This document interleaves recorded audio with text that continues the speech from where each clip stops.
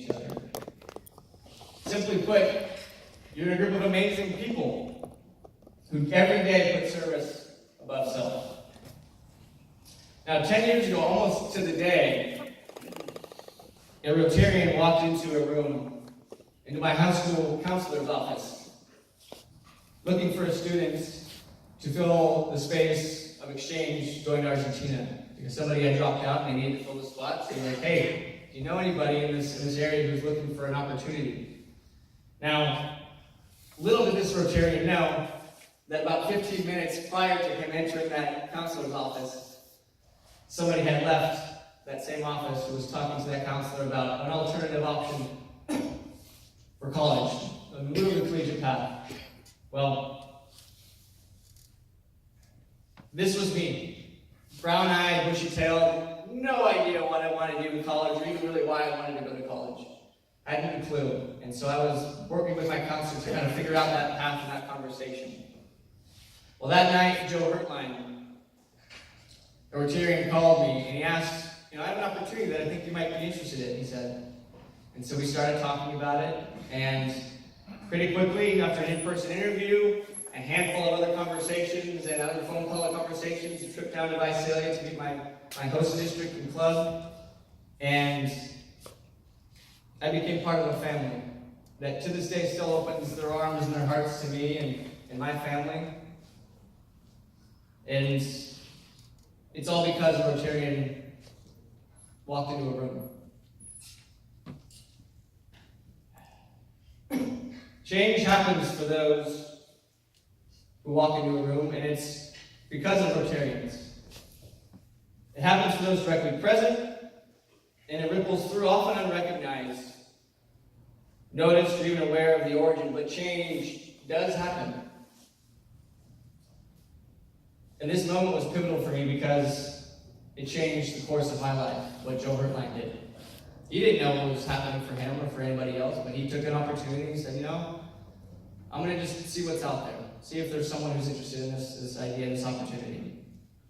And this was pivotal for me because at that time, 10 years ago, my grandmother had recently passed away from cancer, and shortly thereafter, I had gotten suspended from school for what my mother calls dumbass stuff. And then a Rotarian walked into the room. And that moment and my subsequent exchange propelled my why and my sense of purpose for a greater cause, and it was service. Now, as an exchange student, the best thing you can do is to learn. Learn about the culture, you can learn about the country, you can learn about the people you're around. You just want to be there and learn and absorb. And I wanted to learn it all. I didn't know Spanish, and in Argentina, if you guys have ever been, it's not really traditional Spanish, it's called Castellano. And my stepdad who's from Mexico City, and my older brother who's gone to Spain, we all have arguments over who's got the better Spanish accent. It's very different. And I quickly learned that the double L's and the Y are a sh instead of a y. So yo me llamo becomes yo me llamo. And you learn that coger does not mean to take, it means something else. I won't say that. I quickly learned that me debes plata means you owe me money, not thank you for paying. I learned that one pretty quickly in my exchange. These types of experiences you learn every day, whether you're on exchange or whether you're in your own backyard. My job was to learn. Now, I arrived in Buenos Aires in 2009 and arrived to beaming faces holding a Bienvenido Cristi, which eventually became Chrisma. Thank you to my little brother, Tommy. 3 brothers, a sister, and 2 amazing parents, Sandra and Cacho. This was my family for the next year. Now, when people think of Argentina, they think of 2 things. They think of Buenos Aires and Patagonia. And I spent very little time near either. Instead, we drove down 4 hours south to a little town called Picheta. Not even people in the province of Buenos Aires have heard of this town. People even about an hour away were like, where? They don't need it? And it's not a place you go to travel, it's not a place you really visit, but this was my home and I couldn't wait to go. I couldn't wait to meet the people of this town. Now at school, this is my host really actually texting me. I'll get to that in a minute. Now at school I was not very good at classwork, but what I was good at was tasking my friends with new words to teach me. 20, 30 words a day I'd say minimum, because I couldn't learn more than that. And I would take those 20, 30 words and I put together a paragraph. Probably the worst paragraph that they'd ever read. But they enjoyed it as much as I did because it was teaching me how to read, how to write, how to communicate, how to learn different words every day. My room was plastered with these words on sticky notes. And I had a big, bright green, lime green room.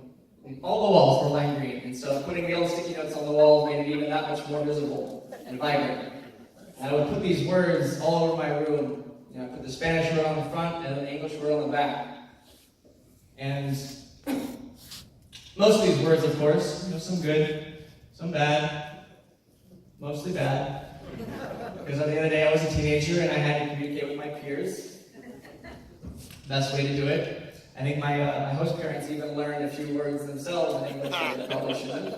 I could see them going in my room every now and then, picking open the sticky notes and looking on the backside to see how you could say it in English. I never caught them saying, I don't know. Apart from the language, though, I mingled and met with as many people as I could. And in a town of 2,000, wasn't as difficult, especially being the only person who spoke English. Word got around pretty quickly that there was a Shanky in the town that wanted to meet and mingle with everybody. I slaughtered a cow with the local supermarket owner for his store that was later put on the shelves that same day and was gone by that evening.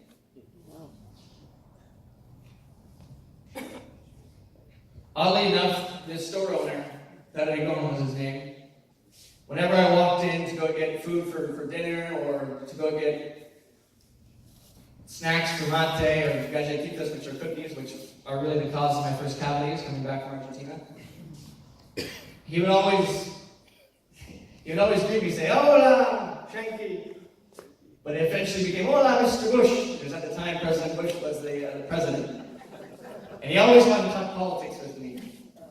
And I barely knew Spanish in the beginning, and so I would always just listen and pretend I knew what he was saying. And politics is still to this day something I don't understand.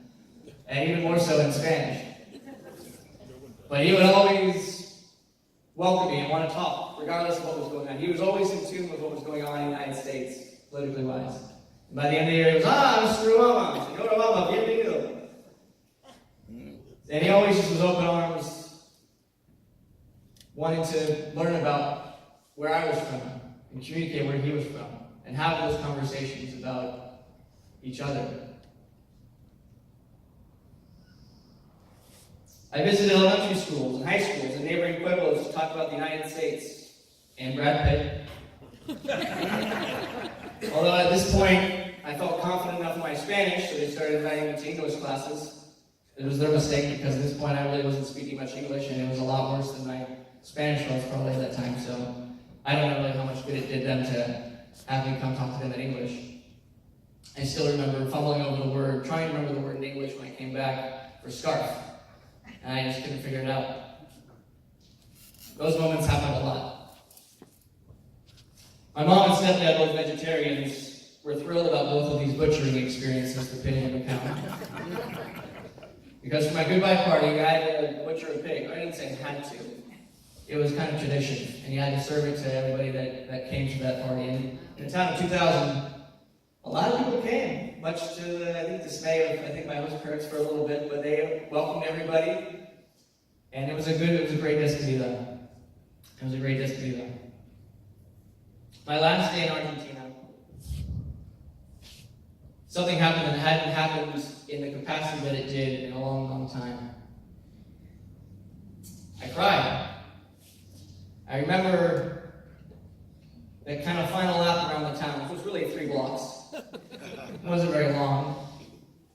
But I remember because I remember looking at things in a way that I never had looked at them before, because it felt like I may not see them again. Whether it was the outside patio, it was cafecito in the morning, it was our dog Pepa. It was all that stuff all at once, and it just kind of wrapped around me all of a sudden, and it just came out. And I remember walking through the kitchen, and just bursting into tears. And my host dad, Kacho, came up and says, you know, this is what it means to be on exchange. Because when you feel something like that, you know it's not just an experience. It's love, it's family, it's so much more than that. Ora Bicetta continues to be my home away from home to this day. As I mentioned, I'm still getting WhatsApp texts. They include me in their WhatsApp group, which I get about 100 notifications a day, and it's really the cause of my phone being depleted at the end of the night. But it's also a nice reminder at the end of the day that I'm still part of something that's around the world, and they still include me in that. And I go to see, they mention everything that they're doing throughout the entire day. I went to the store, I came back from the store. I'm eating cookies, I'm having coffee, I'm drinking mate. So I feel very much like I'm still there. Less than a month ago, actually, I went back to Argentina to surprise my host dad for his 60th birthday. My host mom, Sandra, emailed me, and she says, hey, we want you to come down for your host dad's birthday, and we want you to surprise him. So, of course, my host brothers and sisters, they wanted to put me in a box for him to open, which we did. And I'm honestly just thankful I didn't give him a heart attack, because he wasn't expecting the human to come out of a box. He was already beginning his pre-party the night before, and I could hear it. I could hear him, rather, coming into the room, dancing, joyously singing, and getting ready to open this box, which he had no idea what was in it. And it was 3 days of choripan, which is bread and sausage, and 3 days of vino tinto, cumbia, asados were in full effect for those 3 days, as only an Argentine boda would expect. Needless to say, though, when I came back from my exchange, it was 10 years ago, I was a different person. So much so, in fact, that my mother didn't recognize me. I was about 2 feet in front of her, and I was looking at her just like this and said, "Hi, Mom." And she jumped and started crying immediately. And I wasn't sure at first if she was crying because she was happy to see me or if it was because I had grown out my hair to like a 60s rock star. It was not my favorite thing. I eventually got a haircut later that week, but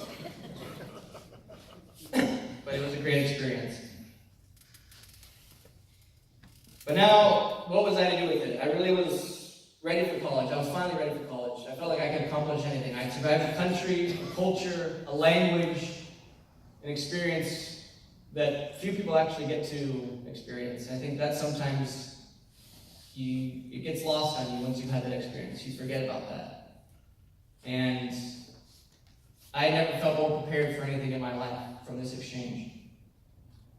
I started my stint at Sacramento State, and quickly became best friends with a fellow rotary youth exchange student who I met there, who had gone on an exchange a few years ahead of me in Bolivia.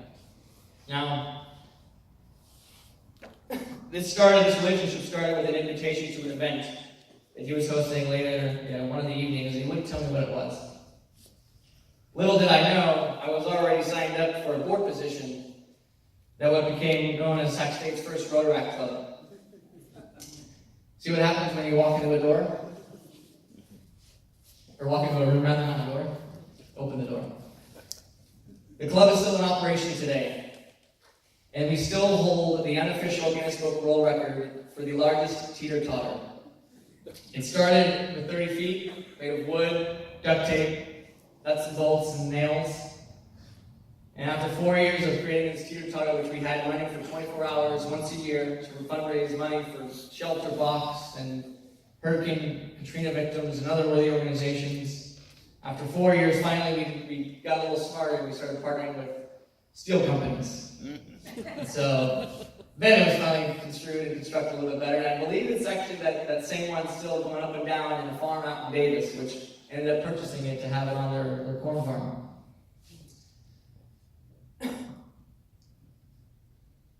With the help of Rotary, we were also able to attend a RILA conference in Istanbul, Turkey, where Rotary clubs from around the world gathered to exchange ideas and strategies for public service programs that were supporting local organizations in the respective countries. Despite getting Karikoy and Karikoy, which to me still sounds the same, but two completely different neighborhoods, one's on one side of the Bosphorus, and the other one's on the completely opposite side. So we had to run through the Grand Bazaar trying to catch a ferry to get to the conference on time, which by the time we did, everyone there was already in attendance and getting ready, and they said, oh, the Americans decided to show up. But it was a great conference. A lot of great ideas and a lot of great thought leaders. There's a cultural exchange really in every experience. Like I said, it doesn't matter if you're abroad or if you're in your backyard. So when I graduated in 4 years with a degree, there's another notification. They're out. When I graduated from college with a degree in public relations and naturally a minor in Spanish, I began a career in media and advertising. And as Rod mentioned, I quickly found my way into working as an intern for Visit California. I quickly put my Spanish to use, having to communicate with partner offices for clients in Mexico. China was a little bit different. That was a little bit more of a learning curve. And I worked in the travel and tourism industry for the latter part of a decade, even briefly working with a fellow exchange student who I had met prior to my exchange, who was then running the digital media for Visit Brazil. I lost my place here. There we are. These were weaves of moments every year where I thought to myself, man, thank God these Rotarians selected me for exchange, because I never would have been able, reflecting back on my 17-year-old self, to have the confidence to do these things without the experience of a Rotary Youth Exchange. Fast forwarding a bit, and by a bit I mean to this past week, Free Think, a 6-year public service event that I've been co-managing, took first place nationally among all American Advertising Federation clubs in the country. Thank you. And really, it's thanks to volunteers that have been part of this organization. We've had over 200 different volunteers that sacrificed 2 days to put together amazing collateral and marketing materials for nonprofits. 3 teams of 10 for 16 nonprofits, and every now and then we get a handful of more volunteers. And it's art directors, it's creative directors, it's advertisers, media, people in media, and everything in between. For 2 days, they're working on creating tangibles for these nonprofits that are just starting or already established. And every year we get a teary-eyed nonprofit director who's overwhelmed with the materials that he now has to go back to his board and say, all right, we got to do something now. We've got a new brand, we've got new marketing collateral, we have a strategy to put forth to execute to help support our base. Not until this last year did I learn that our lead sponsor for this event, Elfrina Ford, is a Rotarian in the Sacramento Rotary Club. Humbled. She never told me. I found out. It's still a small world. And with Rotary, it's always small. To date, this public service event has raised over $300,000 in professional services and media support for, like I said, 16 nonprofits. And at the end of this month, we're starting our 6th event again. So when I was asked to come today, I knew there was one thing that I really wanted to do. And that was thank some of the amazing Rotarians who inspired me along my journey. And whittling this list down took a lot longer than actually writing this speech. Could have been a 30-minute speech just to thank the Rotarians along the way. So the first person, oh, there's another one. Have a mate. First to Rod. Because as I mentioned, we hadn't met each other or even talked before this weekend. We had this connection, we had no idea. That was really the kickstart of my career. Gwen gave me my first job in media and advertising. So thank you, Rob, and thank you, Gwen. Rotarians are everywhere, and the world gets real small. the more you get to know them. And it's a beautiful thing. Sandra Diaz, my amazing host mom.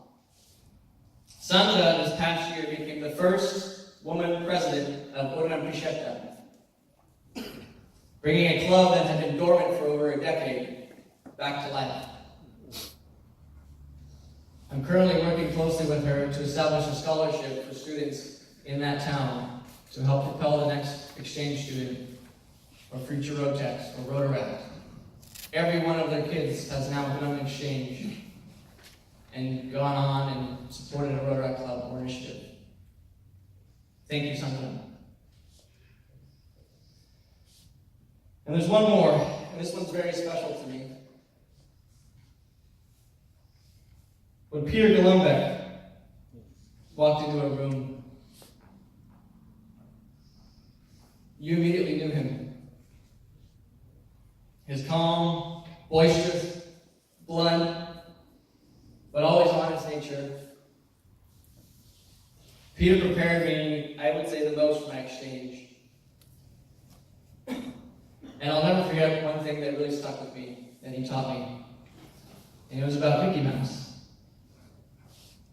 You know, like Mickey Mouse? Is this part of Rotary? He would say, there's a lot you can learn from Mickey Mouse. Big ears, big eyes, small mouth. He would say, to listen, or you say sometimes the best approach when you're new is to follow Mickey Mouse. Big ears, big eyes, small mouth. To listen, to watch, and then speak when you're ready. I remember these words in every situation, and they've never failed me. Peter, I love you, and I miss you. And I'll never forget you. And I can never thank you enough for walking into that room. So today I challenge you, walk into a room. Walk into a room and make the change happen that tests your service above self. You may not see what happens, but something glorious is working. It's a future exchange student, it's a Rotarian, it's a Rotaract club, it's a Rotex program. Something's happening. Could be a positive change in a different arena. You don't know. You never know. But something's happening. And does it really matter how or where or why it happens? Not at all. It's something that's greater than any one of us. It's service above self. So today I challenge you. Walk into a room and see what happens next. Thank you.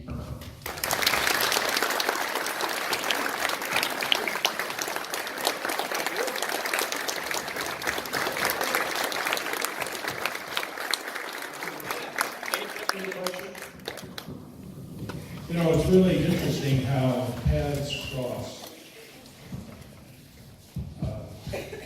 I forgot to put one thing to you earlier, which is not unusual for me.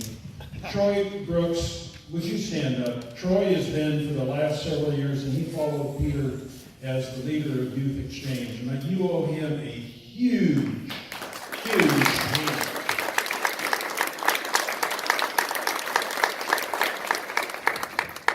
And I want to do an informal poll right now. How many of you have had and experienced either as a youth exchange, a host family, or your kids have been out on youth exchange that have been part of youth exchange program? Can I just see hands? Wow. Terrific. Those of you that don't have your hand up, talk to some of us that have, because it is a changed experience for you and your family. You mentioned my daughter, and she is a product of youth programs that this district has, both as an exchange student outbound, as Camp Royal, and living with exchange students in our home, but also in her third year at the University of Barcelona, one of our exchange students' families had her live with them for the year. Now, it turns out that Maria Dolores had 5 boys and she wanted a daughter. So she went through, got a 20-year-old who'd already been through a lot of the issues, and so it was really a pretty passing kind of thing. Are there questions for Christine? Does anybody have a question about, I just think that what you did and you went through and your being in a small community was just really cool. Really cool. So any questions? If not, thank you very much. I'm so glad you came. Thank you.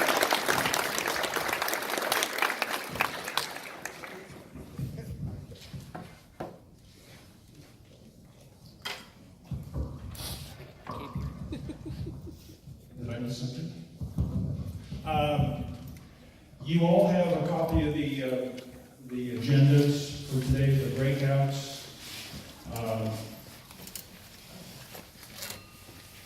Each of the rooms has about space for about 30 folks. So if you go there and it might be an impacted room, may I suggest you either stand or go to a different room.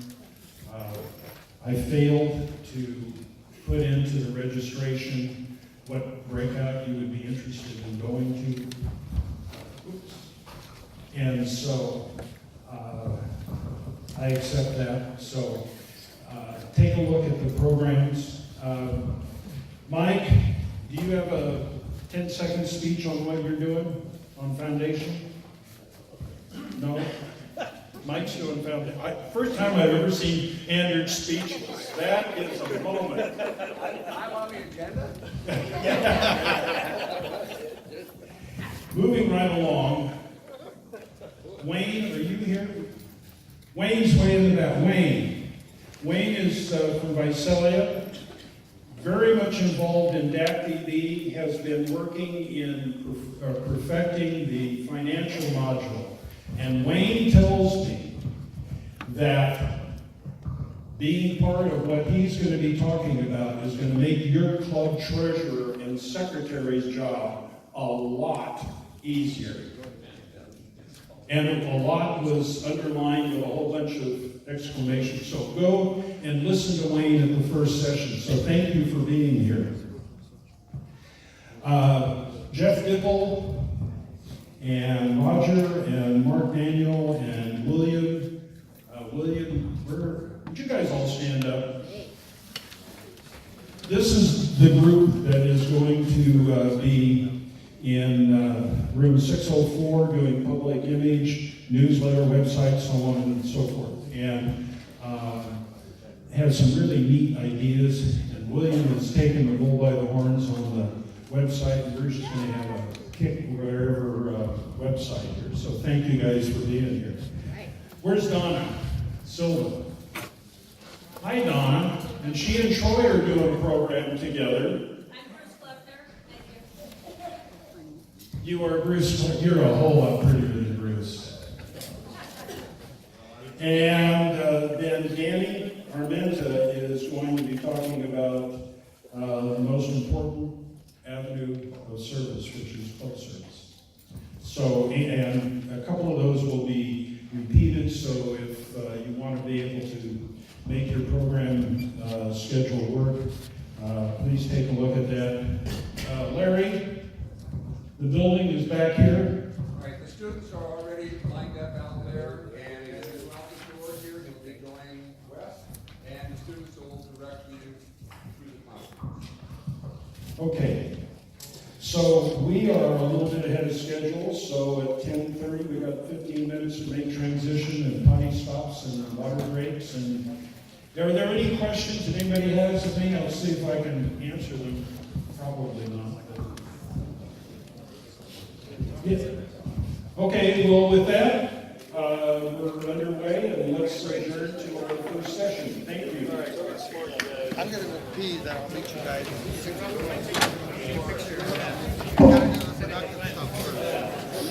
Gotta do the production stuff first.